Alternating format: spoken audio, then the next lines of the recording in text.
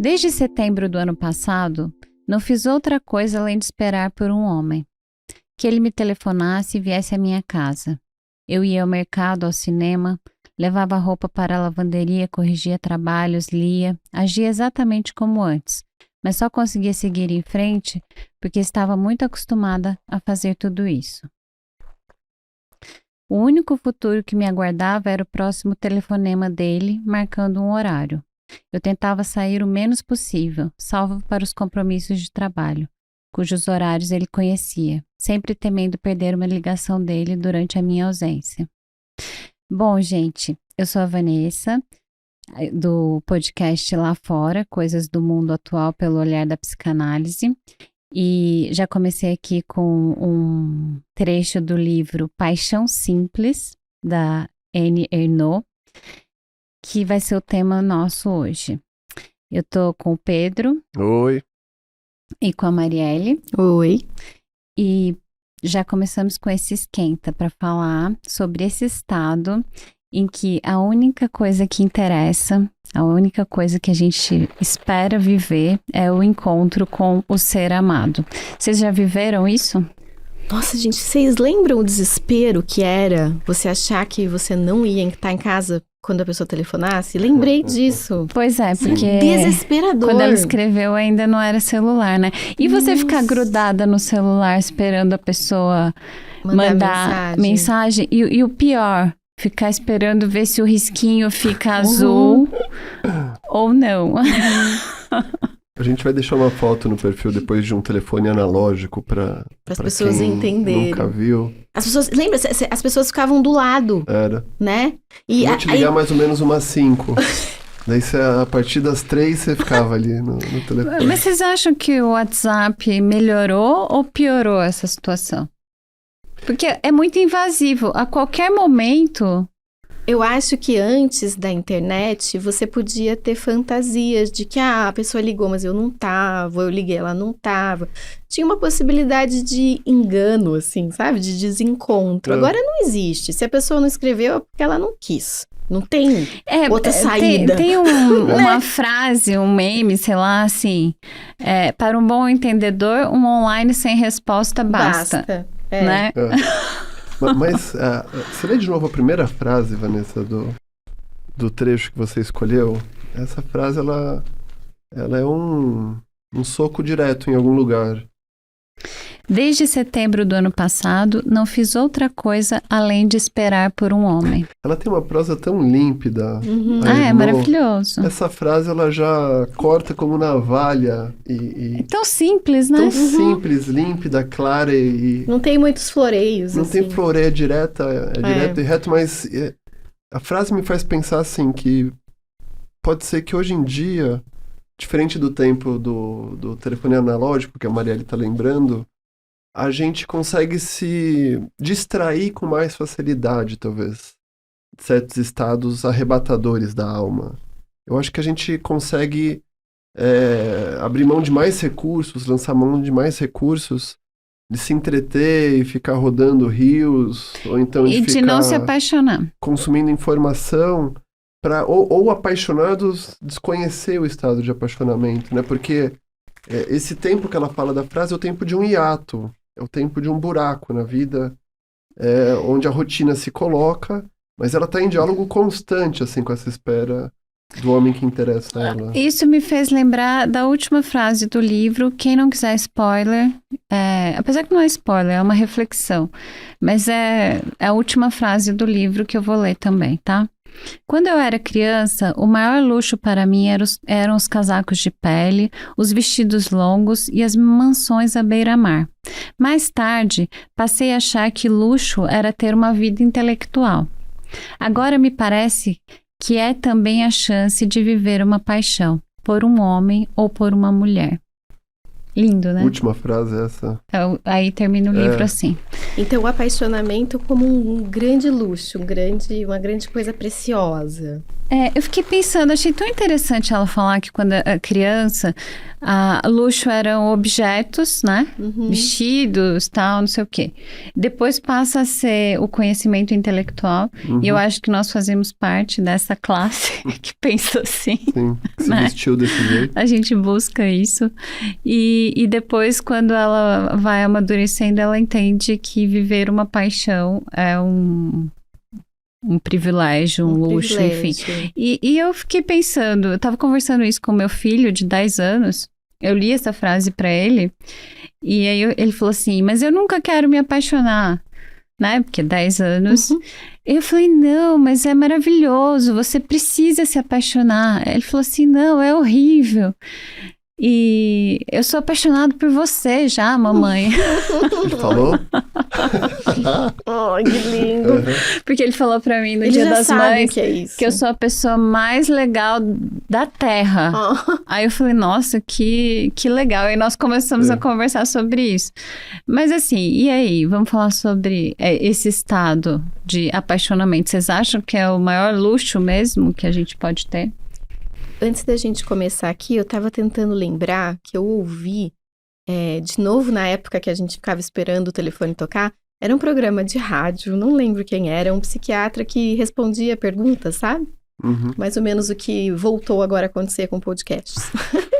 Mas era na rádio? Era na rádio. E aí ele falou uma coisa que pra mim fez muito sentido, né? Era uma pessoa falando sobre essa dor, assim, de esperar o outro, que tava apaixonado e tal. E aí ele falou assim, a paixão, ela tem essa característica de acelerar o coração, de fazer com que tudo perca as suas cores, né? A pessoa é a única investida de desejo, de interesse, não pela característica do afeto, mas pela característica do medo. Eu achei interessante isso. Medo o quê? De perder? Assim, medo de perder. Medo de não ser correspondido. Eu acho que a paixão tem como É horrível. É horrível. Por isso que eu tô falando que ela não tem só o bom. Ela tem o privilégio do bom? Tem. Eu acho que principalmente quando ela é correspondida. Mas e não viver uma paixão nunca na vida? Não, isso é horroroso também. Aí eu acho que é muito trágico, mas pra gente pensar que quem não é... A gente fez um episódio, né, lá atrás, pra quem não ouviu, eu faço um convite especial, que é o episódio mais ouvido do podcast, que é sobre o amor, chama O Amor, na prática, é sempre ao contrário. Episódio 4? 3, Episódio 4? Não lembro mais. Então, a gente falou um pouco naquele episódio sobre o livro, é um livro da Liv Stromsky, que fala, que é um livro que chama A Rosa Mais Vermelha Desabrocha, tem um subtítulo grande, Por que as pessoas não se apaixonam no tempo do capitalismo tardio. Então, a gente estava falando de que tem pessoas que não se apaixonam. Sim. Mas a gente precisa pensar também o que tem na paixão que é tão assustadora. Porque a paixão tem essa característica do medo, né? Porque esse coração acelerado, a sensação de ficar muito emocionada, ou esperando ou a ligação, ou o tracinho do WhatsApp fica azul e a pessoa vir ou te convidar ou falar com você, etc. Essa é uma eu acho que esse é um elemento da paixão que tem a ver com o risco que essa experiência afetiva tem. Sim. Né? Eu fico pensando nessa ligação da origem das palavras etimológica entre paixão, patos e patologia. A paixão e patologia têm o mesmo radical semântico, elas vêm do mesmo lugar, o que indica esse estado de sofrimento, esse estado de adoecimento em relação a uma determinada situação mental, relacional, que é uma das poucas toleradas ainda pela sociedade, é onde cada um tem uma licença para enlouquecer um pouco. Existe um combinado social em relação a isso, eu penso, né? Agora também, mas tem esse lugar a frase que a Vanessa leu no começo, existe um lugar da espera, da ausência do objeto amado. Existe um investimento que se sustenta em nível consciente e inconsciente por uma representação, um desejo que se mantém na ausência do outro. E essas são as grandes paixões, né? As grandes paixões. Que tem esses gaps, esses buracos. A Vanessa traz que tragédia é se apaixonar, mas que tragédia não se apaixonar também, não poder vivenciar esse estado patológico. Mas também, não sei se a gente pode pensar hoje em dia no evento das mídias sociais, onde a gente está se fundindo com a mídia, está se fundindo com o conteúdo que a gente produz, está se fundindo com a nossa imagem e marca. Todo mundo parece muito apaixonado por si mesmo também. Tem uma impressão assim, vivendo. Você vê influenciadores, criadores de conteúdos, nossos colegas, a gente também. Mas sei lá, fica postando foto de biquíni direto, foto de sem camisa direto, de si mesmo. É um estado que parece de autoapaixonamento. A pessoa tá se curtindo bastante. Sabe o que eu lembrei? Eu tava ouvindo um podcast da Anitta. Chama Call Her Daddy. É um podcast norte-americano que não conheço. Ouvi porque eu queria ouvir a Anitta falando. E a Anitta falando... Eu não sei se é verdade, tá? Porque eu acho que muito do que ela fala é uma performance. Isso não é uma crítica, é uma coisa que ela mesma diz.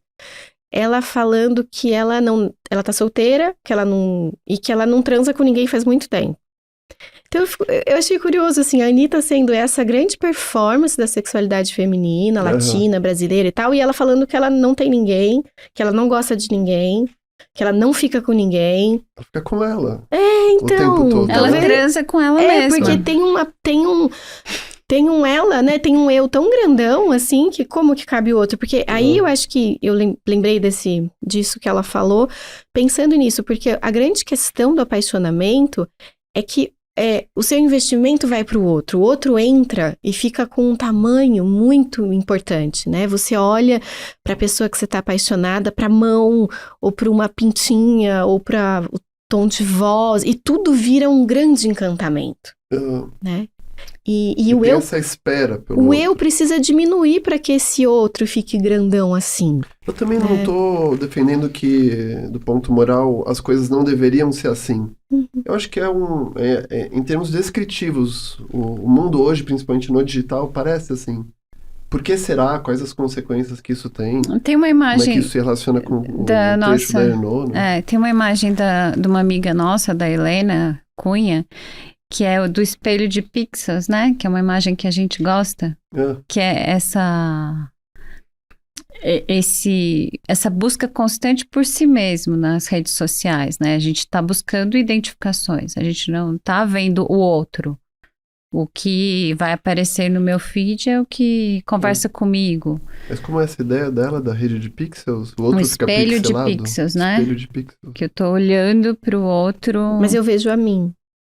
Eu tô olhando tá borrado. É nesse sentido? não tem outro, né? Não tem outro. A música do Caetano. É isso que você tá trazendo, do narcisismo, né? Que Narciso acha feio que não é espelho. Agora, acho que a gente tá trazendo um elemento da paixão que desvia do corpo, né? Quando você fala da Anitta, ela não precisa... A libido está investida nas ações, na dança, tem o corpo, mas a Renault, nesse livro, ela traz uma paixão muito sexual. Ela fica esperando e ela compra roupa e ela se arruma para tirar a roupa e jogar na casa, e ela fica fantasiando com essa questão sexual. A gente tá até conversando aqui... Nos lembramos da música da Rita Lee, né? Amor e Sexo. E vocês acham que essa dimensão do sexual vem se perdendo com a vida virtual, com a pornografia, Porque antigamente eu acho que tinha essa coisa da revista pornográfica, os meninos escondiam, né? Tinha todo um... E agora... Era dificílimo o acesso à pornografia o acesso quando eu era adolescente. O acesso é tão fácil. Você tinha que ir até a banca, ser amigo do jornaleiro. E era vergonhoso, né? Escondido. Proscrito, você ia escondido com sobretudo, assim, de chapéu. Eu costumo não gostar muito dessa... Já falei isso várias vezes. Costumo não gostar muito dessa coisa de antigamente e agora, porque às vezes eu sinto que pode ter uma nostalgia meio equivocada de achar que antes era melhor. Eu costumo não gostar muito dessa premissa. Mas eu tenho a impressão, no que eu escuto no consultório, eu atendo criança e adolescente, uma grande resistência a gostar do outro. E eu acho que isso tem um componente cultural. Por exemplo, a palavra emocionado, que os adolescentes usam muito atualmente, né? Eles usam hashtag emocionado, que é quando você sentiu alguma coisa por alguém. E isso é visto, isso é falado como algo muito pejorativo, né? Porque a ideia é você não se apegar, ou você não... Então, assim, eu acompanho adolescentes de 13, 14, 15 anos que falam assim, não, mas ele falou que gosta de mim, mas eu não gosto. E eu perguntei, você gosta de alguém? Ah, não. E tem uma resistência, algum tipo de impedimento. Eu não sei, na minha adolescência, todo mundo... Eu me lembro das pessoas serem muito apaixonadas umas pelas outras. Então, gostar de alguém... Que tinha essas histórias é feio, é mal visto. Né? A minha impressão é que tem um momento cultural, principalmente entre os bem mais jovens, não sei, adolescentes, em que gostar de alguém não é bem visto. Na faculdade, já os um pouquinho mais velhos, tem um movimento que eu acho que é um tanto quanto recente, não recente, sei lá, acho que isso é novo nos últimos 10, 20 anos, relacionamentos muito, muito mais comum relacionamentos abertos, né? Não monogâmicos, ou entre várias pessoas. Isso tá crescendo bastante. Tá crescendo como uma opção, assim, até, é sempre uma conversa, tipo, fechar a relação, ou ter uma relação exclusiva, isso não é um ponto de premissa, né? Eu acho que há um tempo atrás isso era. Então, não sei, eu tenho certeza que essas questões culturais entram, né, na subjetividade e ao contrário, é uma coisa que tem um diálogo, mas eu tenho uma impressão de que você ter um espaço para o outro e que aquele outro se torne essa pessoa aí que a Annie Ernaux descreve no livro, de que você só está esperando, isso é uma coisa mal vista. É uma impressão, não sei se vocês têm essa mesma impressão com os pacientes. É um sintoma de submissão dentro dessa ótica. Acho que sim. De fragilidade, patológico. Patológico, vulnerável. Os jovens, assim, universitários, eles adoram falar isso. Porque eu não quero ser dependente emocionalmente. Como se isso fosse possível, assim, né? Não tem essa opção. Não tem, desculpa, essa opção não existe no cardápio. Desculpa te contar que não tem. Sei. Na vida, não tem essa possibilidade de você ser independente. Nasceu assim, vai morrer um tanto assim também. Mas tem, eu acho que um pouco essa visão. Não sei se vocês veem assim também.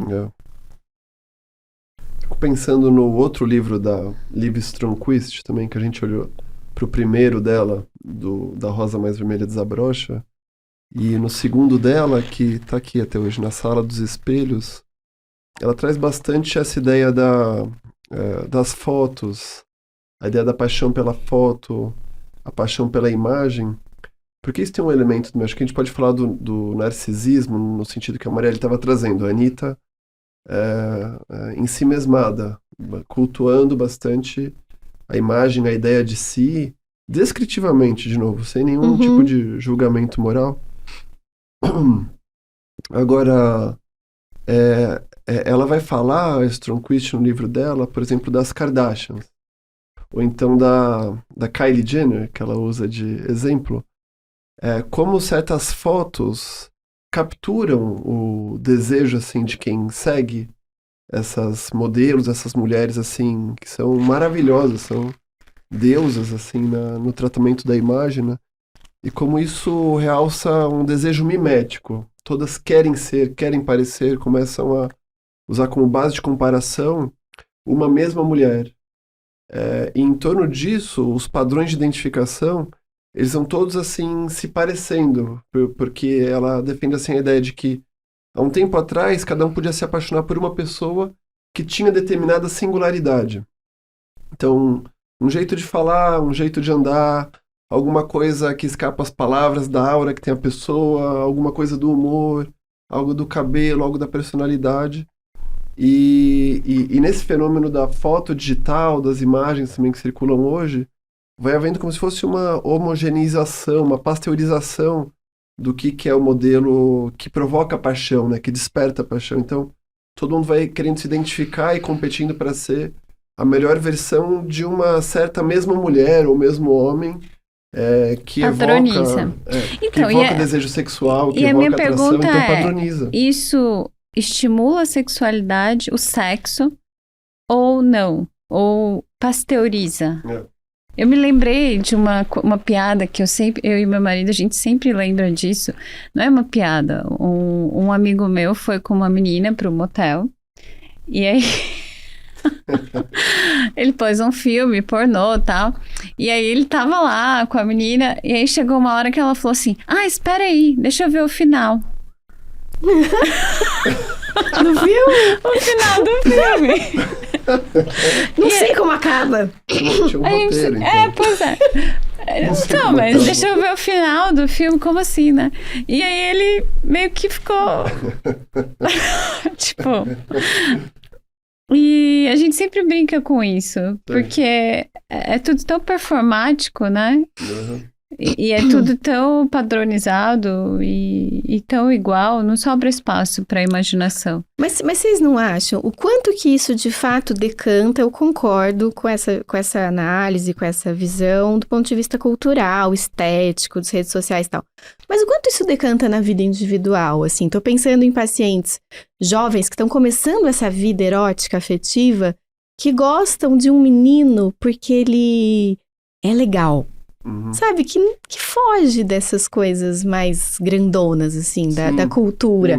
Que, assim, uma paciente que fala, eu gosto dele porque ele é bom na escola. Mas, Ainda Ou porque existe ele o crush, né? existe. Mas se a pessoa um for crush, assim, esquisita? particular, assim.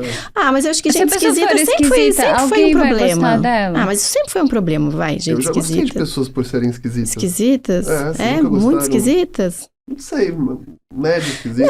Não, Não sei Não, qual que é mas tem esquisito cool e tem esquisito... Não, mas tem esquisito o cool. incel, né? Não, Não, mas... esquisito cool. Não, mas tem um esquisito que é pro seu olhar. É. Você falar, e nem todo mundo acha essa pessoa bonita, mas eu acho. Eu Exótico. vejo alguma coisa que me interessa ali. Eu acho que isso existe. Não acho que isso seja padronizado dessa gente, forma. não dá pra né? generalizar. É. Não tô tentando uma generalização. Uhum. Falar, está Todo mundo sendo quer ser uma assim. Kardashian e acabou. Mas o não- que eu tô tentando fazer aqui é falar sobre sexo. Não sei se vocês perceberam. Sim. Pra gente pensar nessa paixão, nesse nível do corpo. Do corpo. Porque mesmo no Como sexo, que é isso? mesmo na cama, no comportamento sexual, o que te desperta eroticamente não é exatamente também a vivência real, concreta que você está tendo. Muitas vezes, o que te excita é a fantasia erótica. Você tá... mesmo a vida sexual, ela não prescinde da vida mental. As duas estão unidas. Idealmente, pelo menos, seu corpo está animado não só pelo corpo do outro, mas por uma fantasia que você tem do corpo do outro. Tem né? um poema do Drummond que fala assim: os amantes se amam cruelmente. Um se beija no outro refletido. Dois amantes que são dois inimigos. Muito bom. Muito bom isso, muito bom. Né? Porque acho que vai na direção daquilo que você estava falando, Marielle, do medo. Do medo. Né? Porque ao mesmo tempo que tem essa tensão de dominar o outro, para eu não ser rejeitado, para eu não ficar com a falta, eu de certa forma tô tentando dominar o outro, tô tentando me ver refletido nesse outro. Eu acho que é aí que a psicanálise, sei lá, e a clínica mostram pra gente como essas coisas têm um descompasso entre elas, né? Porque eu tô aqui lembrando de um paciente que eu atendi durante uma época. Ele tinha toda uma coisa com a vida sexual dele, enfim, lá tinha um impasse que ocupava boa parte das sessões. E uma particularidade dele é que durante o ato sexual, o que estava a ele eram imagens de acidentes. Por exemplo, dois trens se chocando, ou então um desastre aéreo. Nenhum que ele viu. Assim, Ele tinha que imaginar isso na hora. Essas cenas assim, de desastre, de violência, é o que compunham para ele o erotismo dele. Então ele trazia, pensava se ele devia se corrigir, se devia ser de outra forma. Então, porque... Ele foi deslocando, né? Então, talvez seja interessante pensar por que é assim. É assim, não é? A gente constata que é assim. Em vez de a gente corrigir, vamos tentar pensar. Então, e a por que será que psicanálise não assim? tenta legislar sobre essas fantasias, né? Idealmente. É. Idealmente, sim. Não Eu tem acho nos que três ensaios vários exemplos de... Né? O Freud cita vários exemplos. E tem pessoas que se excitam estourando balão, não é? Nessa direção que você tá trazendo aí do Daí seu cada paciente. Eu lembro de um espécie própria. Eu lembro de um episódio dos Normais, que ela... Lembra, como que ela chamava? Vani? A Vani. Ela falava que pra ela gozar, ela tinha que pensar num ovo. Ovo? Eu lembro desse episódio. Que No coisa ovo de galinha? Um ovo. Um ovo. Eu não vi esse episódio. Mas eu tô pensando aqui que esse lugar da fantasia é um lugar que parece que ele não mente, né? Isso. É um lugar tão absolutamente autoral, né? É uma assinatura que a pessoa tem ali. Uma assinatura que não faz sentido pro outro, mas ok, né? E que desde que isso não maltrate ninguém, não violente ninguém, né? É livre, né? Pegando esse fio do tema da paixão, eu acho que do ponto de vista da psicanálise, isso que é interessante a ser discutido, porque tem uma parte da paixão que você ama a pessoa porque ela representa alguma coisa que você queria ser.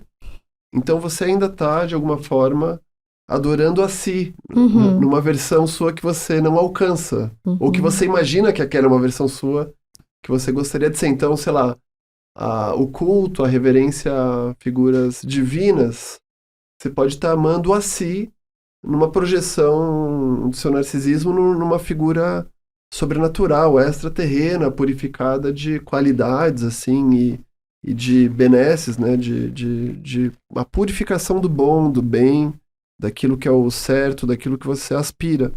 Mas, por outro lado, também tem esse lugar de que o que apaixona é alguma coisa que te agulha de uma maneira singular no outro também. Pode ter isso que vocês... É uma intersecção entre o eu e o outro, né? Tem essa coisa que é o radicalmente outro, que não é uma versão minha, que eu gostaria de ser, que eu não... Aliás, pelo contrário, eu até gostaria de me livrar dessa zona de erotismo. E dói porque é radicalmente o outro. Que é o outro. Então tem o fenômeno da paixão, eu acho que ele anda com uma perna para cada lado. Um lado no sentido da libido narcísica, a gente fala quem eu fui, quem eu sou, quem eu gostaria de ser, é aquilo que pode me excitar bastante, mas por outro lado, é o mais distante que existe de mim, um outro que eu não consigo nem pôr em palavras, alguma experiência muito pouco representável para mim, mas que eu também descubro que por algum motivo me excita, me deixa fora de si. Né? Então, a paixão tá nessa ambivalência, nesse paradoxo, né? Porque não tem como resolver. Ao mesmo tempo que sou eu no outro, o outro em mim. E eu odeio o outro que é diferente. Essa história do inimigo, desse poema que você lembrou agora do Drummond, eu achei muito bonito, porque eu ia fazer um ato falho aqui, eu ia falar vingança. A paixão, ela sempre se vinga. Eu acho que tem um ódio depois, porque assim, vamos imaginar, né? O estado de apaixonamento é um estado em que você elege algum objeto de investimento de toda a sua libido e que absolutamente tudo naquele objeto te encanta e te interessa. Esse é um primeiro momento, vamos dizer assim, né? Que é o primeiro estágio do ódio, né? Por quê? Porque inverte tudo. Ah, sim, é isso que eu pensei no depois, né? Porque então, aquela pessoa é maravilhosa, assim, né? O cabelo, o cheiro, a voz, tudo é maravilhoso. Aí eu acho que esse é o momento do medo, porque você tá tão colocada ali, né? Que você não sabe o que é tão bom, né? Não, e é tão perigoso, porque tudo que você tá depositando ali vai depender um pouco do que a pessoa vai fazer com aquilo, né? É como se você entregasse, não sei, me ver aquela imagem acho que é a Salomé, que tem a cabeça do João Batista numa bandeja. Sei. Sabe, é como se você se entregasse pro outro desse jeito e falasse, faz o que você quiser. E isso é muito perigoso, né? Porque o outro pode cuidar disso de uma forma amorosa, pode corresponder ou não. Eu acho que quando você diz, as maiores paixões, eu acho que as maiores paixões são aquelas não correspondidas, porque elas nunca passam desse primeiro estágio. Elas sempre ficam nesse estágio do não aconteceu. No nível da fantasia. Da fantasia. Por isso que fica tão grandão, assim, né? Tão maravilhoso. Porque quando acontece, inevitavelmente, você vai ter, em algum momento, contato com o outro do jeito que ele é e não com o jeito que você projetou. E aí vem a parte do ódio. Porque né? eu ouvi, no encontro com o outro de fato e não com o outro da sua fantasia... Eu vi essa piada, não lembro de quem foi, mas algum seminário da formação eu vi isso. Que tem algum cara que ele tem uma estação voyeurista. E no prédio da frente do dele mora lá uma mulher linda, gostosa, que ele Fica olhando. todo dia vê e ela também um tanto se mostra pra ele e existe aquele jogo erótico entre os prédios. Daí, bem paulistano, assim. Daí um dia, ela conta os andares E vai lá. e bate na porta. Tum, bora. Vamos aí. Daí, Não. naquele momento, ele, não é isso. Não é assim, isso, né? Não, entendeu nada a bem? ver. Não é essa a minha pegada. Eu sou voyeurista. Eu queria que você ficasse lá, vai lá. Eu não sou um né? concretista. Pra mim, é a distância que Parece o jogo da minha... excita, né? Antes de eu vir pra cá hoje, eu vi o jogo de sempre. Minha cachorra é uma cachorrinha, assim, que ela vive correndo atrás de um gato. A hora que ela chega perto do gato, o gato fica super bravo e ela volta, assim, tipo... É só uma brincadeira, é só um joguinho, entendeu? Sei. Quando ela consegue chegar perto dele, ele vai arranhar e ela volta tudo assim. Então, Lúdico só. é lúdico, né? Ela finge que ela é um cachorro e que ele é um gato e que ela vai morder ele, mas não acontece isso. Aham. Mas enfim, tô pensando... Então, a paixão é um espaço de tanta projeção, né? Esse estado descrito no começo do livro da Inner No, que você leu, é um momento em que você pode sonhar tudo, porque a pessoa não tá lá. Ela não ligou, ela não fez convite, você não tá encontrando. Então é um momento muito sublime de tudo que você pode imaginar. E no né? livro ela vai falar que quando ele vinha e eles transavam, não resolvia. Aquilo ali, que ela Porque tava... ela não vivia o presente, ela já ficava imaginando como ia ser sofrido a hora que ele fosse embora. Aham. Então, eu acho Ou que seja, Mas eu acho que essas relações que hoje tem o nome, que não era o nome da época dela, mas essas relações ditas tóxicas ou abusivas, elas têm muito essa característica de prolongar esse mas estado ela não, de apaixonamento. Quando não o outro... escreve como tóxico, não. Tá, eu tô imaginando aqui, quando a pessoa vai e volta, vai e volta, vai e volta. Eu fiquei esperando que ela fosse considerar tóxico, E não. que ela fosse xingar ele. E no final ela fala assim, ele nem era ele. Ela não usa o termo Ela projeção. fala desse jeito. Ela dá a Ela entender. estava criando, né, de certa forma, Sim. aquela pessoa. E eu acho que Incrível como um escritor, E aí ela escritora não- se percebe, né? Exatamente. E aí ela não cai no ódio. não cai no ódio, porque Porque, ela tipo, percebe que a armadilha foi ela mesma Ela que cai criou. num privilégio de ter tido uma paixão. Tá. Simples, né? Uhum. E eu achei legal ter o título de Paixão Simples, porque é isso. E é tão extraordinário. É um recurso Então, comum. próprio. A ideia é essa, que o simples já é um inferno. Então, eu que fiquei lendo como inferno, gente. Ela não dá a Ela não entender que é fala um assim. inferno. É. Dá a entender, assim, que é uma agitação. Hum. Mas ela não reclama disso. Sei. Ela considera um privilégio e um luxo, como se fosse um recurso próprio, né? Ela tem um recurso próprio de Ela é capaz de fantasiar criar tudo isso. isso. É. Eu achei uma perspectiva muito interessante. Uhum. Porque a gente quer se livrar rápido quando a gente tá vivendo um estado assim, não é? Tem uma proibição hoje em Vamos dia cultural resolver, super vamos morar egóica. junto, vamos parar com esse negócio. Você tá aqui preso no cabresto, é meu. E aí acaba a paixão. Vai numa livraria e procura essa seção. Quantos livros não estão escritos lá que proíbem você se submeter a um estado como esse, né? É visto hoje em dia como alguma Tóxico. coisa proibida.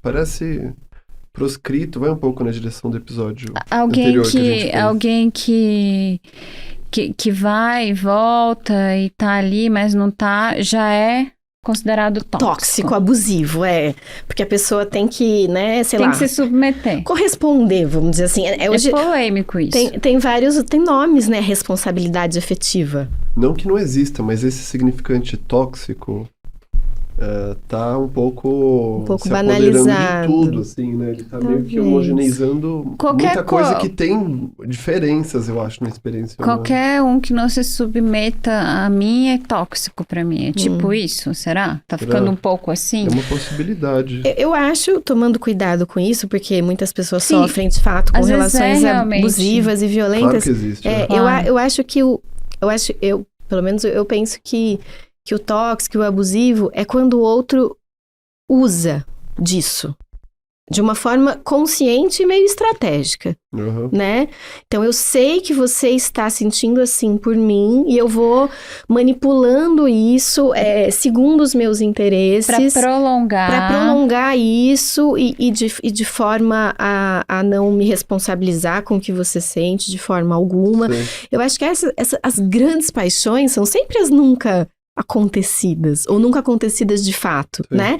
Eu lembro de acho que é um conto, não sei, referência que não sei de onde vem, que não sei, não me lembro. Mas enfim, era uma historinha que um homem descobria que a mulher estava traindo, tinha um amante, e ele decidia viajar com os filhos. Porque ele falava, não tem nada menos erótico do que ela passar bastante tempo com ele.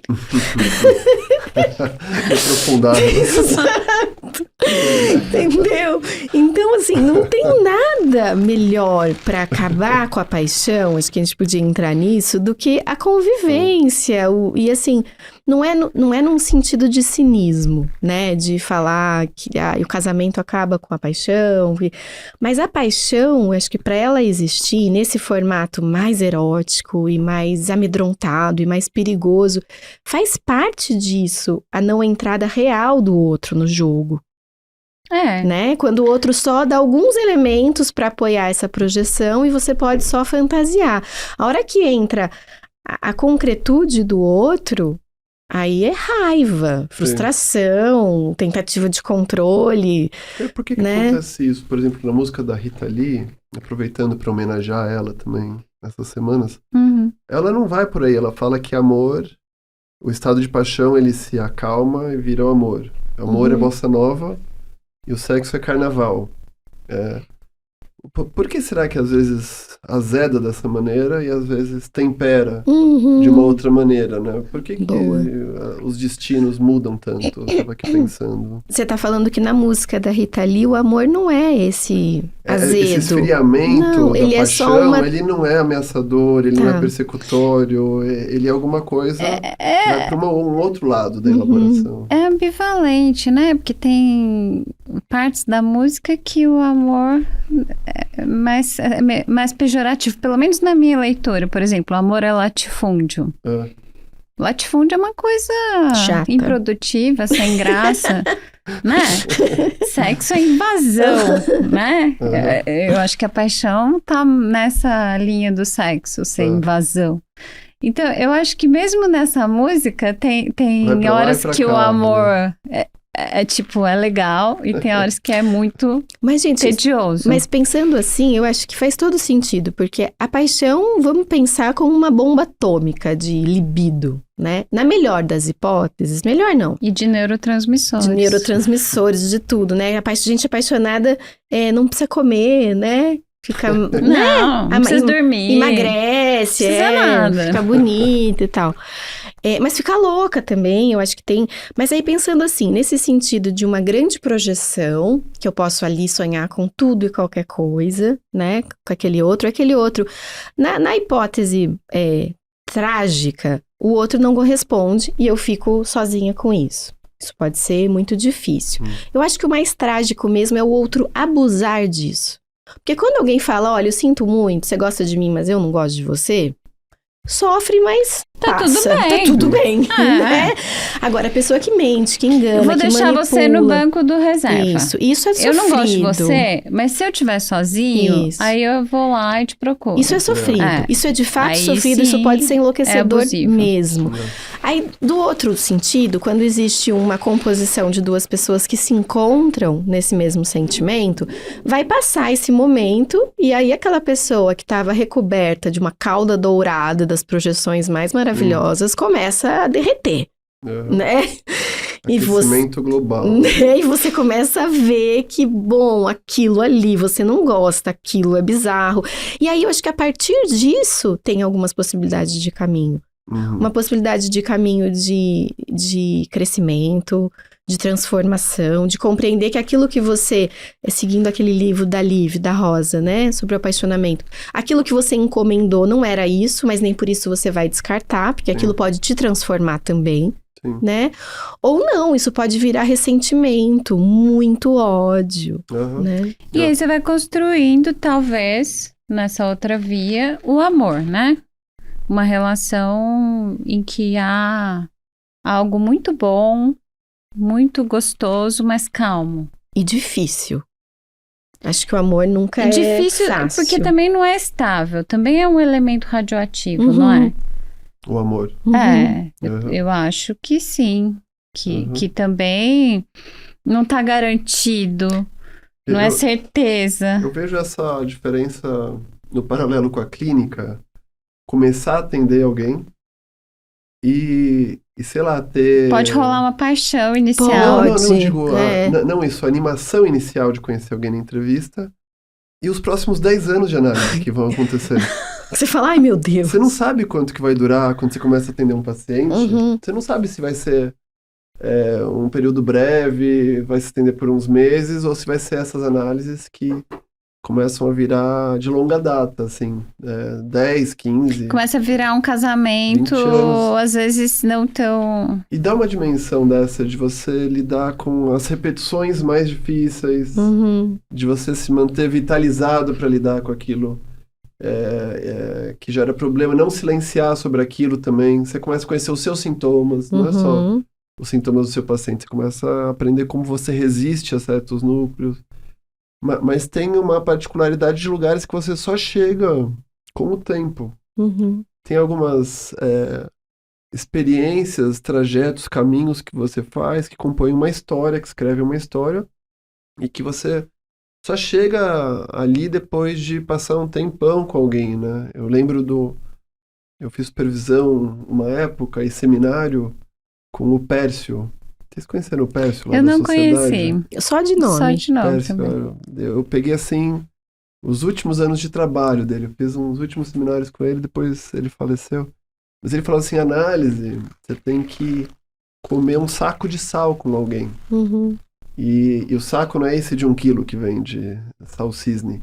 Ele falava do saco antigo, daquele que você comprava no armazém, e que vinha, sei lá, uns tantos quilos. Então, sal você só come um pouquinho por vez com alguém, e só dá para comer bastante sal com alguém ao longo de um período muito comprido, né? Então, ele trazia isso das ligações libidinais que se mantêm, que se sustentam ao longo do tempo. Me parece que é por aí que vai, quando abaixa um pouco a chama da paixão e tal. E eu acho que aquela beleza, aquele encantamento da paixão, ele é passageiro. Não acredito que isso possa durar 10 anos, 50 anos. Mas eu acredito que tem alguma coisa do amor, da compreensão, da parceria, que pode ser outra coisa. Não quero colocar como mais ou menos. Não acho. É uma coisa boa também. É uma coisa, mas é uma coisa muito especial, eu acho. Vou dar um exemplo aqui, meio bobinho, mas eu tenho avós vivos, eles têm 87 anos agora. Eles são casados há 60. Não sei, essas 50 e tanto. Da vida toda. E o meu avô sempre foi uma pessoa bastante difícil, aquela pessoa... E eu, como neta e psicanalista, minha mãe fala, minha tia fala, eu falo, gente, o que vocês esperam que ele mude agora? A pessoa tem 90 anos, né? É assim, chega, pronto, né? Daqui a pouco muda. Na próxima vida, né? Porque não tem, né? E aí minha mãe falou assim, essa semana, a minha avó, ela tá um pouquinho... Meu avô tá mais atento, assim... presente. Minha avó tá meio se desligando. Ela tá bem de saúde, mas ela tá um pouco aérea, assim, né? Questões da idade. E aí minha mãe falou, eles fazem hidroginástica com a minha mãe. E aí meu avô sempre atrasa, ele nunca conseguiu chegar no horário, nada na vida dele. E continua igual com a cidade. E aí minha mãe falou, olha, a mamãe fica meio perdida quando você chega atrasado. Tenta chegar antes, né? Porque ela se localiza melhor. Uma questão ali da idade. E meu avô começou a chegar na hora. Com 87 anos. Você achava que ele nunca ia mudar. Nunca. E tá mudando. Mas por ela. Por amor a ela. Entendeu? Não por ele, não porque alguém pediu, mas por amor a ela. Então eu acho... E é um amor, assim, muito... Muito bonito. Muito bonito. Então eu acho que tem coisas... Isso não é paixão. Isso não é frio na barriga. Isso não é você morrer de tesão por alguém. É uma outra coisa. Outra coisa, assim. Mas eu penso que a gente só constrói coisas, não só, mas que a gente constrói coisas importantes nessas relações mais calmas. Por exemplo, você tem um amor, uma pessoa que te sustenta, você consegue investir mais na sua profissão, por exemplo. Você consegue investir mais em outras áreas da sua vida que se você estiver apaixonado, você não vai conseguir. Não, a paixão, ela é muito... Ela toma, né? Ela toma assim, toma todo. Eu vou falar uma coisa que eu acho super delicada, mas quando eu li isso, eu falei, eu acho que é verdade. Tem um texto do Winnicott, que eu não lembro qual, mas que ele fala que os melhores casamentos não são com as melhores paixões. Exatamente nesse sentido. Sim. Eu nunca li. Que ele fala que é verdade. Eu também acho. Porque as maiores paixões, elas não necessariamente... Ele fala sobre a questão, assim, da família, dos filhos, da vida cotidiana, da construção, né? Eu não sei, eu fico pensando uma grande paixão como uma droga, assim, muito, muito deliciosa, mas muito perigosa. Uhum. Que não dá pra, sei lá, entendeu? Usar heroína a vida inteira. Não dá, entendeu? Dá, mas vai durar bem pouco. Vai durar bem pouco tempo. Você morre rápido. Agora dá pra tomar um vinho, talvez. Eu acho que a paixão queima, né? Ele extingue. O fósforo, né? Eu vou fazer o advogado do diabo também. Será que a paixão e o amor são idealizados? Total, né? Eles são tão... Será que são prescrições também? Não sei se existem opções de vida que passem por outros lugares, assim, necessariamente. Gostei do gancho pro próximo episódio, Pedro, porque, né? Muita coisa pra se falar sobre isso, eu acho. Então... Sobre os arranjos de relacionamento afetivos possíveis. Porque tem isso, em geral a gente repete essa frase, que eu falei hoje, que tragédia não se apaixonar. Sim. Mas por que mesmo? Vamos parar pra pensar. Não sei, pra mim acho que tem a ideia de um sentimento de vivacidade. E que é importante também, é relevante. Mas não que eu não concorde, só pra deixar também a coisa um pouco... Introdução ao narcisismo, Freud vai falar que se você não amar, e aí amar ele tá dizendo que é colocar esse investimento no outro... Você adoece, né? Pro Freud, pelo menos, não sei se nós concordamos ou não, mas pelo menos pro Freud é necessário para viver que você ame. É que eu vou dar um exemplo assim bem banal também, mas tem um filme que passava na sessão da tarde, Um Príncipe em Nova York. Sim. Você já assistiu esse filme? Claro, lógico, um clássico dos anos 80. Ele era o grande príncipe Era o Ed Murphy. Continua igualzinho, vocês já viram? O que acontece com aquela pessoa? É o Ed Murphy que ele é... 40 anos depois, ele tá igual. Ele é maravilhoso, né? Igual. Ele tem uma meia-vida absurda, assim, de maravilhoso. duração. Né? Nossa. Mas na trama, ele é o príncipe herdeiro lá do reino glorioso e suntuoso de X, um lugar de origem dele. E ele tem uma vida de luxo, completamente abastado, completamente amado por todos, com toda a estrutura, com toda a cultura, não sei o que, a melhor alimentação, os amigos, as mulheres e tal. Tem uma hora que é um saco. Ele não aguenta mais ser a porra do príncipe do... Aí ele vai pra aquele apartamentinho com aquele amigo dele. Que fala um pouco do que a Vanessa tá trazendo, de que na introdução ao narcisismo, o argumento é esse. Primeiro você precisa encher seus tanques narcísicos pra depois você poder botar no se movimentar pra algum outro lugar que alguma coisa te falta pra você poder investir em alguma outra coisa. Então ele queria que alguém gostasse dele sem aquilo por quem tudo. ele é, sem que toda essa estrutura narcisante, mas também aprisionante, contasse. Então ele vai ser um faxineiro lá de um tipo de McDonald's, de Wendy's lá, e lá ele não quer que ninguém saiba quem ele é, ele quer morar num apartamento mínimo. Ele pega o metrô, né? Nova York sujo, assim. Mas também é uma metáfora, agora que você está trazendo, pro amor, né? Porque quando a gente tá só no narcisismo primário e recebendo isso, no lugar do príncipe, né? Sua Majestade ou bebê. Sua Majestade. A gente fica esvaziado Porque não basta. Você tem que botar à prova se você realmente é capaz de ser amado e de amar. Num certo momento, né? Você bota no outro. Seu filho falou que não, mamãe, eu não preciso gostar de alguém, eu já amo você. Ele tá no reino ali ainda. Ele tá na idade do príncipe de Nova York, eu recebo, eu tenho tudo, eu mereço. Ele vai chegar no momento de querer ir lá fora e falar, será que alguém... O que alguém acha de mim? Será que além da minha mãe... Isso. Alguém me acha a pessoa mais legal da Terra? Alguém vai gostar de mim? Bom, pessoal, acho que foi muito legal conversar sobre paixão, sobre todas essas perspectivas. E continuamos na semana que vem. Até a próxima. Até a próxima, pessoal. Tchau, Boa semana. Boa semana.